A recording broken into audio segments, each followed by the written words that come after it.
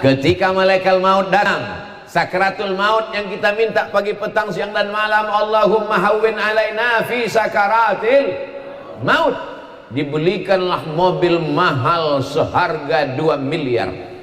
Asalkan datang tamu menengok mobil itu macam menengok kucing. Lebih dulu pula mobil itu mandi daripada yang punya mobil. Lebih berkilat pula mobil itu lagi daripada yang punya mobil.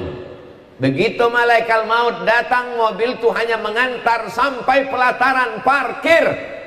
Setelah acara pemakaman selesai, doa talqin tahlil, dibawa mobil itu pulang ke rumah. Anak menantu menangis di rumah pada hari pertama, kedua, ketiga. Setelah itu mereka mulai tersenyum, main TikTok. Kau tinggal di alam barzah. Seminggu di dalam alam kubur, matamu mulai menghitam.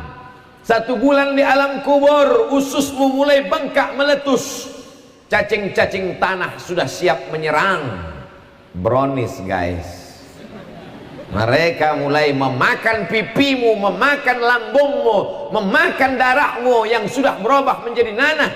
Kau dari tanah akan menjadi santapan cacing tanah. Tapi kalau kau buat rumah Quran, anak-anak mengulang hafalannya.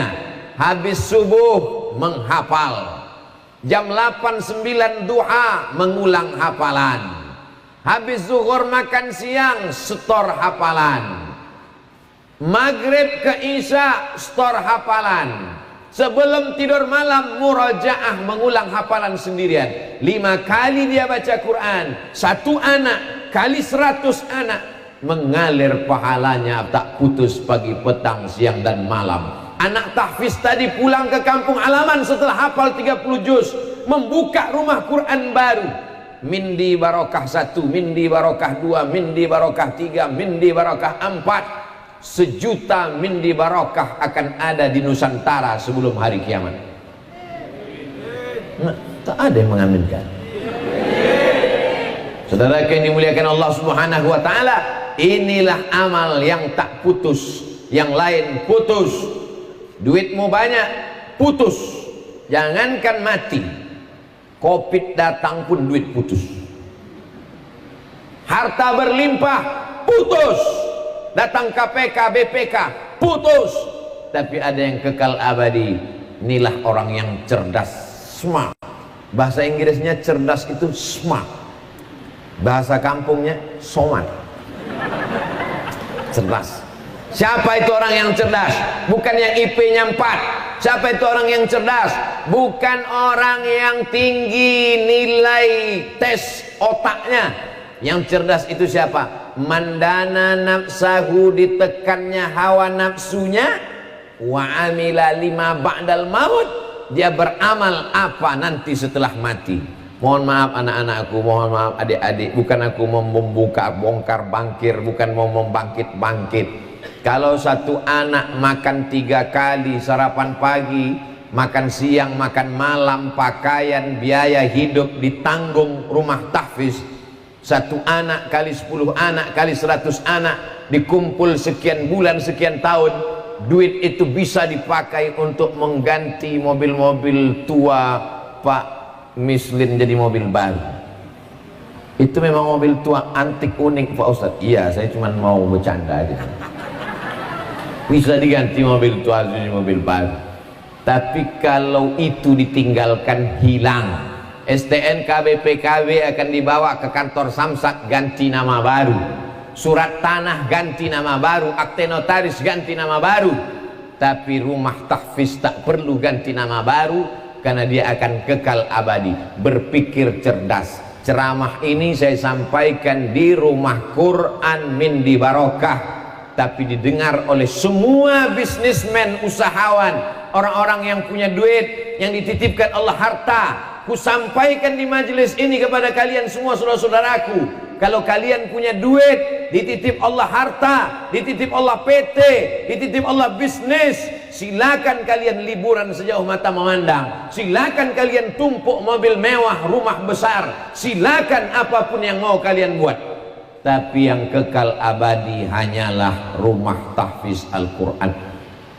Dari pengajian di Mindi Barokah ini ada orang-orang yang terinspirasi, terpikir dia bagaimana cara membuat rumah tahfiz, bagaimana mengurus izinnya, bagaimana sekolah formalnya, apakah SD, SMP atau SMA, bagaimana koordinator tahfiznya. Silakan datang ke PT Mindi Barokah, studi banding ke Tanjung Morawa, pulang dari sini insya Allah lengkap dapat kalian informasinya. Setuju? Datang kalian kemari, bukan cuma belajar bagaimana membuat rumah tahfiz, tapi belajar juga kalian bagaimana merubah minyak jelantah jadi duit. Setuju apa tidak? Bapak Ibu yang dimuliakan Allah Subhanahu wa taala, selama ini kita berpikir bahwa amal jariah itu kalau mengajar tafsir, mengajar hadis, mengajar fikih, mengajar usul fikih, itu amal jariah.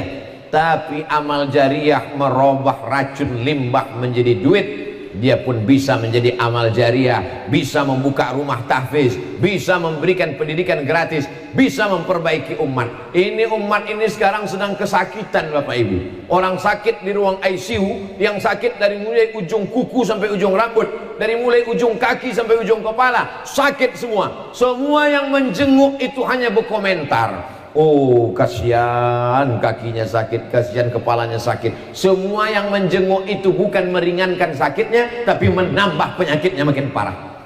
Betapa banyak kita sakit dikunjungi orang, sakit kita tak hilang, telinga kita makin pekat.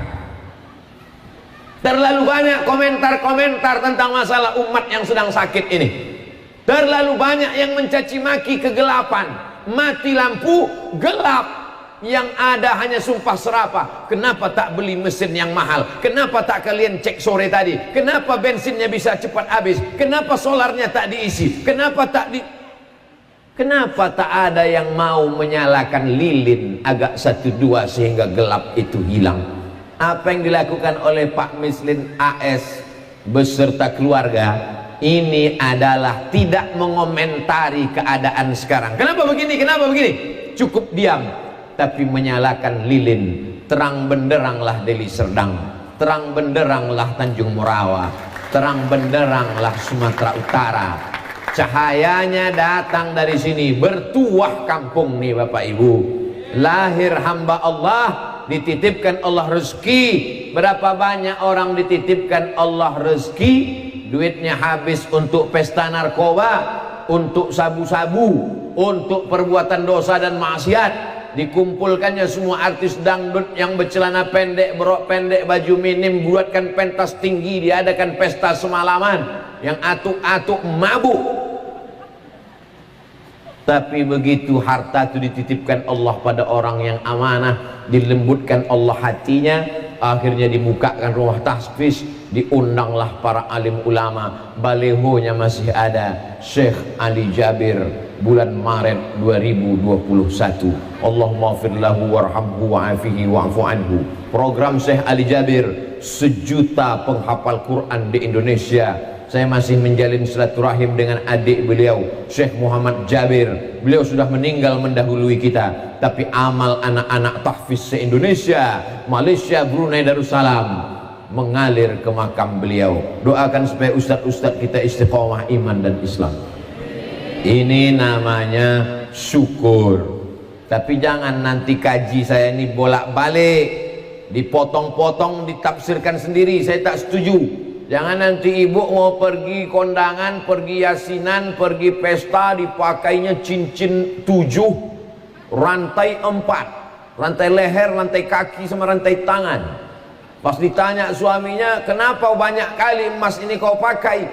Kata Ustadz Somad, mari bersyukur Pak, tunjukkan nikmat Allah.